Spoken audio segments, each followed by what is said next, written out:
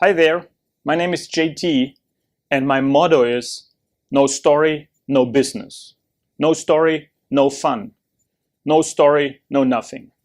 So this is what I do for my professional living. I am the story sculptor and I help people developing great, successful stories in sales and marketing. Because if you don't have a story, nobody's going to buy anything from you. So stories are the way to be successful in sales and marketing. And if you don't have a story, no business. No story, no fun. I am doing it for the last 20 plus years. And one of the things I discovered in my professional life, for my personal life and for the personal life of many others, are the power of questions. So let me quickly tell you about how that came. When I am in my job performing with a client and trying to build a great story for him, I do have to start finding out what is he doing, what is it what this company is doing. So I start asking questions. I call them stupid questions. The stupid questions help me to understand what my client's business is all about. And I ask questions which the client never asked himself. I mean, not anymore. They did ask themselves typically these questions in the very beginnings of the company when they were a little startup. But then they forget about it. The daily routine is catching up and keeps them busy. So they forget about all these questions. They never ask these questions. Then now I am coming along and ask these stupid questions. Stupid questions like, what is it exactly you do? And how do you do it? With whom do you do it? Where do you do it? What are the processes you are using? Things like that.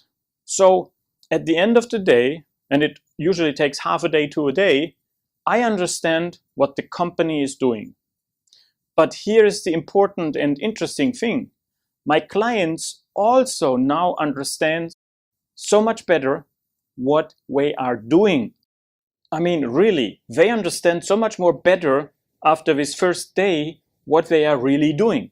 And they uncover already a lot of things they can change while we have this Q&A session. Several years ago, a friend of mine was in a personal crisis. And after many hours of talk, he was lightening up, looked at me and said, wow, you really helped me. I really understand now what the situation is all about and I see a solution. And I said, well, you're welcome. But then he turned back to me and said, how come you ask all these questions?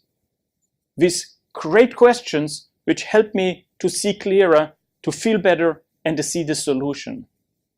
I was kind of, well, what do you mean? And he said, you do ask questions I could ask myself, but I never do.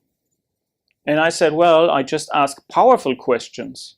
And he was like, what do you mean by powerful questions? Are there any other kind of questions? And I was like, yeah, of course. There's like weakening questions and powerful questions.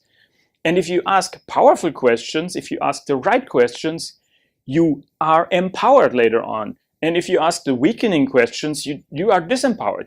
These questions are just draining your power, just sucking your power, just putting you down.